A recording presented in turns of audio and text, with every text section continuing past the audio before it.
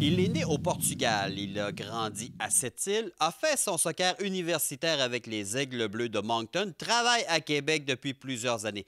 Profil avec le directeur technique de l'ARS de Québec, également entraîneur du Rouge et Or féminin, Elder Duhart.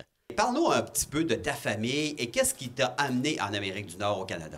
Oui, mon Dieu, c'est une bonne question. Ça me prendrait une bonne réponse. La première chose, c'est mon père qui est venu travailler. Il est allé, il a débarqué à Toronto. Il cherchait un endroit pour travailler. Finalement, ils lui ont dit qu'à Montréal, il y aurait plus de chances de trouver de la job. Il est parti à Montréal. Rendu à Montréal, ils lui ont dit, bien, à cette île, ils sont en train de construire des chemins de fer.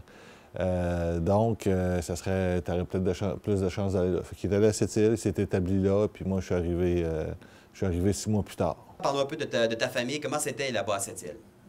J'ai une sœur qui est 8 ans plus jeune que moi. Moi, étant donné que c'est sûr que j'étais plus vieux, j'ai pas joué avec ben. Mais on est quand même très proches. Elle a 2 enfants. Moi, j'ai 2 filles qui jouent au soccer. J'ai malheureusement pas été capable de faire de gars. Alors, j'ai 2 filles qui sont fantastiques. Elder, qu'est-ce qui t'a amené à t'intéresser et à pratiquer le sport du soccer là-bas à cette île? Bien, en fait, l'histoire, c'est que moi, j'étais un joueur d'handball à la base. J'ai joué au handball, j'ai joué à un très bon niveau d'handball. Puis, à un moment donné, avec les amis, on a commencé à jouer au soccer. Puis, ils me disaient, ah ouais, viens jouer au soccer, viens jouer au soccer. Puis, je suis allé quelques fois. Je n'étais pas un très bon joueur. Puis, à un moment donné, lors d'un échauffement d'avant-match, j'ai blessé le gardien de but.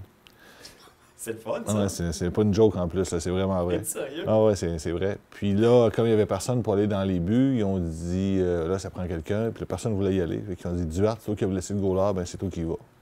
Puis là, je suis allé dans les buts. Ça s'est super bien passé. Puis j'ai continué. Puis finalement, j'ai eu une bourse pour aller à l'université puis jouer comme gardien de but. Puis c'est de même que ça a commencé. Puis j'ai laissé le handball peu à peu. De toute façon, ça marchait plus, c'était pas très populaire. Puis j'ai continué dans le soccer, puis c'est comme ça que j'en suis venu à devenir entraîneur par la suite et tout ça. C'était les plus belles années de ma vie. J'ai failli tout lâcher en plus, parce que quand je suis arrivé là-bas, j'ai trouvé ça très difficile de m'adapter, parce que c'était milieu anglophone, francophone, il y avait un petit peu de... entre les 2 communautés, ça marchait pas toujours très bien. La mentalité était différente. Après 3 mois, j'ai voulu tout arrêter, mais j'ai vraiment aimé ma saison là-bas. Puis moi, quand ils m'ont fait venir pour la première fois, ils ont fait comme une grosse affaire. Puis comme c'était francophone, tu avais la Radio-Canada qui était là, la radio de Radio-Canada aussi, la télé communautaire. J'avais jamais vu ça de ma vie. J'étais comme, hey, tabarouette, c'est pas pire, tu sais. Puis après, je suis allé là-bas. Puis après 3 mois, je voulais arrêter. Finalement, je suis resté 7 ans. Qu'est-ce qui t'a amené à Québec? À Québec, j'ai toujours aimé Québec. Puis, puis j'avais une blonde qui était à Saint-Georges-de-Beauce à ce moment-là. Je suis allé là-bas. Puis il y avait aussi les Caravelles de Sainte-Foy qui jouaient dans la Ligue semi-pro. Puis ils m'avaient invité à venir faire un essai à Québec. Puis là, je suis venu, mais finalement, je n'ai pas joué parce que c'était du semi-pro, puis la job qu'ils me proposaient, c'était mettre du gaz dans une station-service, fait que ça m'intéressait pas trop, parce que à ce moment-là, j'étais à Moncton, puis c'était une ligue semi-pro dans les Maritimes aussi, puis c'était un peu plus glamour que ça, puis moi, j'avais mes affaires là-bas, mon appart, puis tout ça, fait que c'était plus facile, fait que je suis resté 1 an là-bas, puis après, ma blonde a déménagé, je suis venu la rejoindre après, puis finalement, ben elle est restée à Saint-Georges, moi, je voulais aller à Québec, ça fait que nos chemins se sont séparés. J'ai commencé à travailler à la RSQ en 89. Puis après ça, je suis devenu directeur technique en 91, puis je suis là depuis ce temps-là, ça fait 26 ans. En 94, j'ai une fille, ma première. Les filles de la région s'en vont à l'extérieur.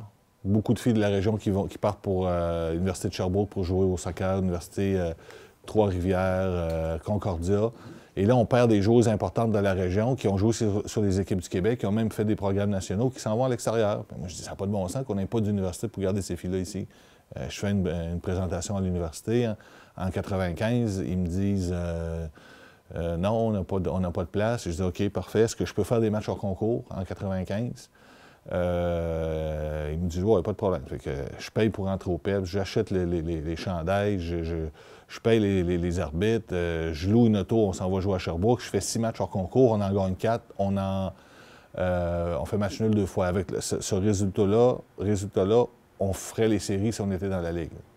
Réal Labbé, qui était journaliste, je parle beaucoup de ça, donne-moi un coup de main là-dessus. Robert Jutras, qui était au Journal de Québec. Eux autres, ils font des articles, ça en parle pas mal. Ça me donne un bon coup de pouce. Puis là, la direction de l'université me rappelle, puis ils me disent écoute, es-tu sérieux cette histoire-là? Je leur amène un document de 12 pages avec tout le nom des filles qui étaient parties à l'extérieur et qui venaient de l'université, qui venaient de Québec. Ensuite, j'ai toutes les filles qui sont au cégep qui s'en viennent, toutes les filles qui sont au secondaire qui s'en viennent. Et là, je leur dis, regarde, on en a pour quelques années. Puis là, je leur dis, bien, ils apprennent en même temps que je suis directeur technique de l'association régionale. Et là, ils voient que c'est pourquoi je connais tous ces noms-là. 2014, remporter le championnat canadien dans ta cour, ça t'a un feeling incroyable que tu as vécu? Ah oui, ça, c'était vraiment quelque chose. Ouais. C'est le summum d'une carrière, comme on pourrait dire? Ouais, ben oui, pour plein de raisons. Oui, parce que comment ça s'est fait en quart de finale, on perdait, il restait 2 minutes, on perdait 1-0, on marque un but, on égalise à la fin. Après ça, on va en prolongation. L'autre équipe marque le premier but, on égalise, on s'en va en pénalty. Notre gardien en arrête 3. On savait que la semaine d'avant, l'équipe de Western, j'avais vu les pénaltys. Les mêmes 5 filles sont venues, ils ont tiré dans le même ordre, dans la même place. Donc Marie-Joëlle est partie 4 fois du bon côté, elle a arrêté 3 pénaux. Ça fait que ça a été fantastique. Puis après ça, on gagne. Des joueuses qui n'ont pas joué beaucoup, qui ont été capables de jouer, qui ont contribué. Hélène Moreau, elle arrive pour faire, c'est elle qui fait le dernier penalty qui nous donne la victoire. Bien, elle embarque sur le terrain 5 secondes avant que le match se termine.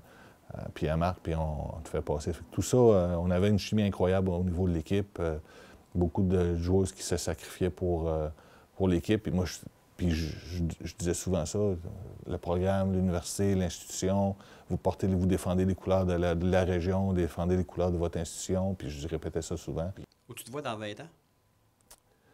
OK, dans 10 ans, disons. Écoute, si j'ai la santé puis on ne me met pas dehors, je vais être encore là. Moi, c'est de battre un record. C'est tant qu'on gagne. J'aime vraiment ça. Je ne me vois pas faire d'autres choses.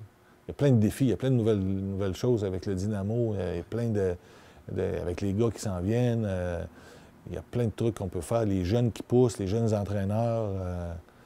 Il y a beaucoup de travail encore à accomplir. Hein? Oui, vraiment beaucoup. On a fait beaucoup depuis 20 ans. Quand j'ai commencé en 89, il y avait 6 000 membres. On est rendu 28 000, 29 000. Ça a augmenté beaucoup. Là. Les centres intérieurs, on est rendu à 5 dans la région, avec celui de Beauport qui va ouvrir bientôt. On est une région assez dynamique. Puis les directeurs techniques de la région sont compétents, ils ont envie, on travaille bien ensemble. On est une région qui travaille vraiment bien ensemble, puis c'est ça qui fait qu'on progresse, puis je pense que c'est quelque chose qui est intéressant, puis qui nous donne le goût de continuer, en fait. C'est vraiment ça.